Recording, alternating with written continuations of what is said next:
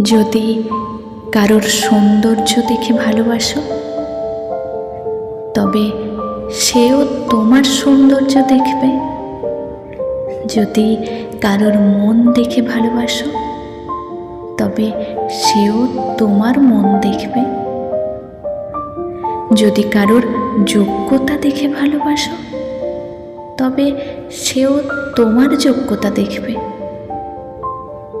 এই কথাগুলো কি আসলেই সত্য?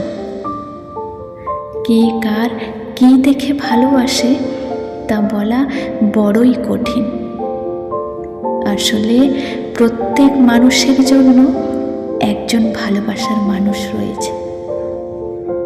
কেউ সঠিক মানুষকে খুঁজে পায়, আবার কেউ ভুল মানুষকে।